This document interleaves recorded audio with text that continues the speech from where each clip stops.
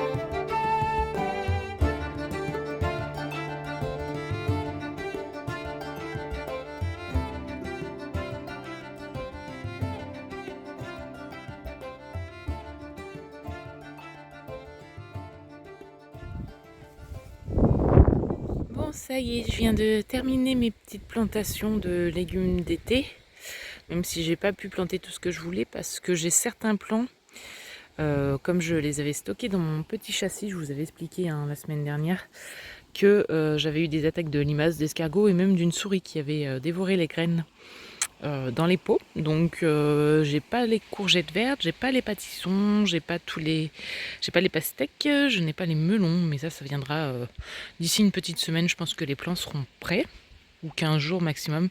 C'est pas plus mal pour les courgettes vertes, ça me fera des plants en décalé avec les courgettes jaunes que j'ai plantées ici. J'en ai mis une ici, une ici. Je vous fais un petit tour rapide parce qu'il y a beaucoup de vent et c'est pas très agréable aujourd'hui, le temps. Le vent est frais. Alors ici j'ai mis les petits poivrons Yellow Bell. Donc c'est les petits poivrons jaunes tout petits comme ça. C'est des petits poivrons qui sont idéaux pour l'apéritif. Ensuite ici j'ai mis 3 tomates différentes. Donc mes tomates je les mets dans ces petits tipis. Comme ça je ne les taille pas. Et je les laisse juste se pousser au milieu. Et ça les tient, ça suffit. Des fois je rajoute quelques petites cordes pour les tenir. Donc ici j'ai une tomate poire jaune. Donc c'est une sorte de petite tomate cerise qui fait des toutes petites tomates en forme de poire jaune, comme c'est dit dans le nom, qui sont vraiment excellentes. Floki, assistant jardinier avec son copain Wack, qui surveille que je travaille bien. Ils me font trop rire. Ils dorment dans des positions bizarres des fois. Ensuite ici on a une petite tomate rose clair, donc c'est une petite tomate précoce. J'en ai pris qu'un pied parce que je plante qu'une douzaine de pieds de tomates. Et sur ces plates-bandes, je voulais des tomates cerises. Là, c'est une petite tomate cerise un peu plus classique. Ça s'appelle des Bumblebee. C'est un mélange de graines que j'avais, où il y a des tomates de 3 couleurs différentes, donc des petites tomates cerises. pour l'apéritif. Donc là, il y a à nouveau 3 petits poivrons. Pareil, c'est le coin apéritif ici. Yellow Bell, qui va très bien pour l'apéritif avec un petit peu de fromage à l'intérieur. Ici, j'ai mis mes petites tomates ananas. Donc j'en ai mis 3. Et je viendrai planter au milieu mes courgettes vertes quand elles seront prêtes. On continue le petit tour, j'espère que vous entendrez, hein, mais de toute façon ils annoncent du vent toute la semaine. Alors si je veux vous filmer une petite vidéo, il faudra faire avec. Ici ce sont mes poivrons, alors c'est une nouvelle variété que je teste cette année, c'est des poivrons California. Ça devrait être des poivrons orange, voilà. Et j'ai mis mes petites tomates, je sais plus lesquelles c'est ici. C'est les noirs de Grimée, je crois. Oui, c'est ça. Petite tomate noire de Grimée. Donc, il y en a 3 pieds. Toujours 3 pieds par plate-bande, en fait. Je fais un peu tout le temps la même chose. J'ai mis mes poivrons en bout. Il y en a 3 autres au bout là-bas. Et ici, j'ai mis 5 pieds de concombre long de Chine. Donc, les mêmes que l'année dernière. Hein. Je reste sur cette variété qui me plaît beaucoup. Je la trouve très productive. Elle est facile à cultiver. Ils sont bons. Donc, je reste dessus. Et j'en rajouterai donc 4 pieds que je vais aller semer tout à l'heure. Voilà, en décalé. Comme ça, j'en aurai un peu tout le temps. Et je les aurai pas tous en même temps. Parce que parfois, on est un peu envahi quand ça se décide. Donc ici, ce sont les petites aubergines.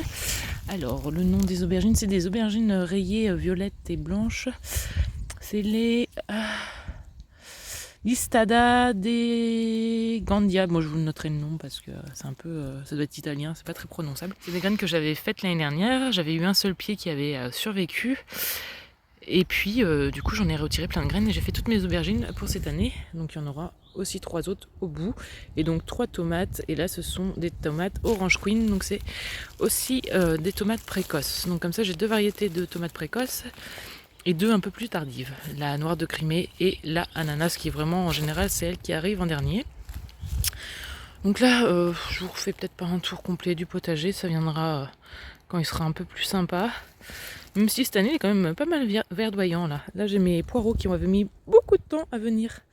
Ils ont mis un temps fou à grossir, mais ça y est, ils ont grossi. Donc je vais pouvoir les récolter. J'ai mis ici 5 cornichons russes. Et donc il y en a 5 en face. Pareil, qui vont monter sur la structure. Ici, bah, c'était mes petits choux pak choy que j'avais testés. Alors c'est des choux qu'il faut faire en automne. Hein. Et donc il faut bien les faire en automne, on est d'accord, c'est confirmé. Moi qui ai déjà du mal avec les choux, ils sont déjà en train de monter à fleurs. Alors que, voilà, ils n'ont pas poussé, ils se sont fait manger, ils sont du début, ils étaient mal partis, donc je vais les enlever. Ça sert à rien d'attendre un miracle, ça n'arrivera pas.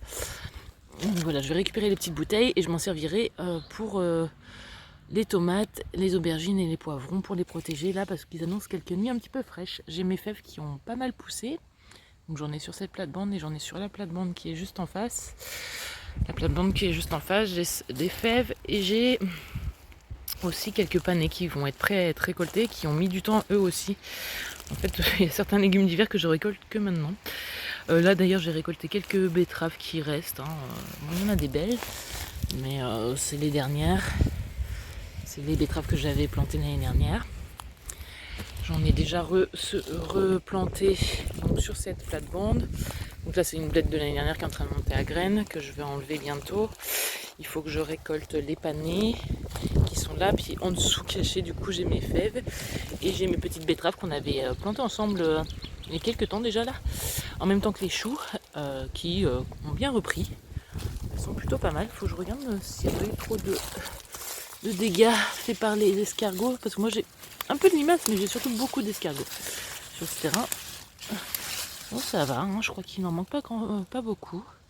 Donc ça va, je vais en replanter bientôt. Hein. Moi, les betteraves, j'aime beaucoup. Je suis trop contente du résultat de cette clôture. J'arrête pas de l'admirer. Je suis vraiment très très contente. Cette semaine, j'aimerais avoir le temps de planter la strate herbacée, la strate de la rhizosphère dans le petit jardin forêt. Hein. Puis bon, j'agrémenterai un peu tous les ans. Hein. Je rajouterai des nouvelles variétés. Mais je ne sais pas si j'aurai le temps parce que j'ai aussi beaucoup de travail à faire sur le terrain de Lunasa, ma petite ferme de plantes aromatiques et médicinales. J'ai commencé les récoltes et j'ai aussi beaucoup de plantations à faire. Donc ça va être encore une semaine bien chargée là, le mois de mai, c'est intense. Alors aujourd'hui, on va aller travailler un petit peu sur le terrain de Lunasa. Il faut que je tonde un peu mes allées. Là, j'avais tondu il n'y a pas très longtemps, mais ça a déjà bien repoussé. Donc je vais tondre mes allées, je vais récupérer toute l'herbe pour la mettre dans le petit jardin forêt pour préparer les plates-bandes où je vais planter la strate herbacée et la strate de la rhizosphère. Et il faut aussi que je désherbe un petit peu parce qu'il y a quand même quelques herbes qui ont poussé dans les trous de plantation. Donc il faut que je désherbe un petit peu tout ça et que je fasse quelques petites récoltes. Là j'ai le thym qui est prêt, le thym commun. J'ai aussi les feuilles de cassis à ramasser là-bas. Donc voilà, on va faire ça aujourd'hui. Je vais tondre les allées et je vais essayer de faire ces deux petites récoltes. Il faut que je remonte toute l'herbe tout là-haut au terrain du potager, donc ça va me faire pas mal d'allers-retours, faire un petit peu d'exercice aujourd'hui. Bon allez, c'est parti, je vous montre le résultat.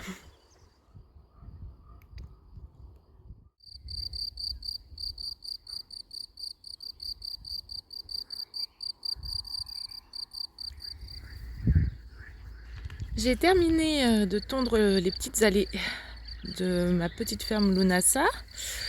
Donc ça y est, c'est tout propre. J'ai même pu utiliser une débroussailleuse qu'on m'a prêtée pour entretenir un petit peu la haie de ronces parce qu'elle gagne du terrain d'année en année. Là, je l'ai rabattu un petit peu, même si j'aime bien garder les ronces parce que ça fait des fruits, des feuilles que je peux récolter et des abris pour les animaux. J'ai commencé aussi à désherber mes plates-bandes, à récolter un petit peu de thym. Bon, il m'en reste encore à désherber là, celle-ci. On voit qu'elle est légèrement envahie par le gaillet gratteron. Et bon, voilà, celles de derrière, elles sont pas encore toutes désherbées. J'ai fait le cassis aussi, la mélisse, j'ai désherbé. Enfin bon, voilà, j'ai bien avancé, mais c'est pas terminé. Les petits moules, ils sont au repos. Et les grenouilles, elles sont à fond. En ce moment, les bruits de la nature, ils sont super sympas. Donc voilà, j'ai pas mal avancé sur le terrain de Lunasa, mais il me reste encore un petit peu de travail. Là, je vais réattaquer le petit jardin forêt. J'en ai profité pour tout pailler avec l'herbe d'ici. Et puis, je vais aussi préparer quelques petites tisanes pour la vente de dimanche prochain, la fête de la nature à Châtellois. Donc c'est parti, on retourne au petit jardin forêt.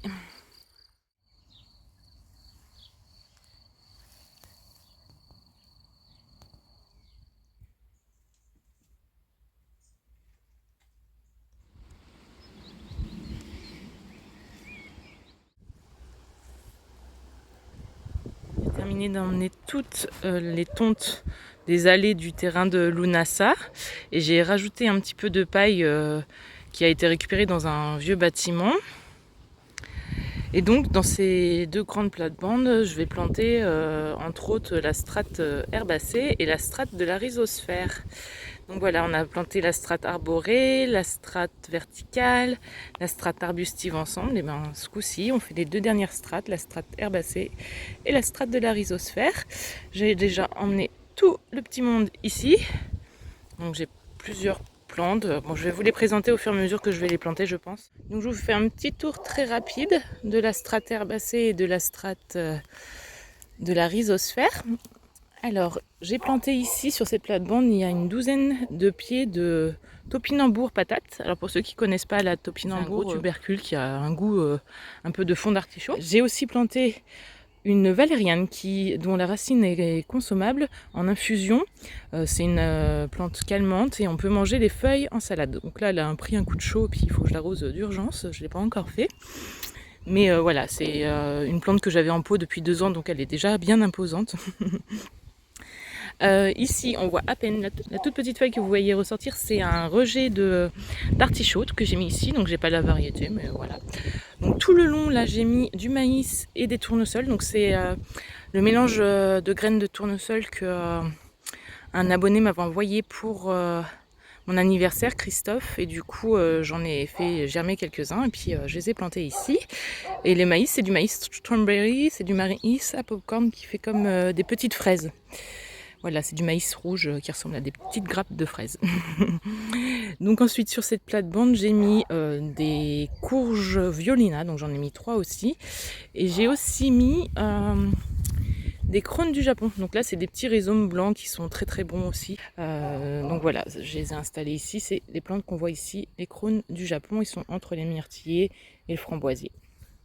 Donc voilà pour les strates herbacées et les strates de la rhizosphère. Ah si, j'ai aussi planté, j'allais oublier, un petit peu tout le long. Il y en a quelques-uns. Si j'en ai planté 2. Un de chaque côté de l'arche, des capucines tubéreuses. Donc là, on peut manger aussi à la fois le tubercule et le feuillage et les fleurs. Je vais les faire grimper sur l'arche avec les mûriers. Comme ça fera un petit peu de fleurs et puis je pourrai récolter des fruits, des fleurs, des feuilles et des racines comestibles. Donc nickel, sur la même petite zone. J'ai aussi des jeunes plants de rhubarbe que j'ai semés. Je vais attendre encore un peu avant de les planter. Je ne sais pas exactement où je vais les mettre. Peut-être le long au pied des arbres fruitiers pour qu'elles fassent de l'ombre au pied des arbres fruitiers. Et puis petit à petit, j'agrémenterai peut-être. Au fur et à mesure des années, j'essaierai de diversifier la végétation de la strate herbacée parce que je trouve qu'il n'y a pas énormément de diversité pour le moment. Je vais vous laisser ici pour cette semaine parce que je ne veux pas que la vidéo soit trop longue. Mais c'était voilà, un projet de longue galère. Jardin forêt, cette petite barrière surtout, mais je suis contente, ça y est, c'est enfin terminé là pour cette année.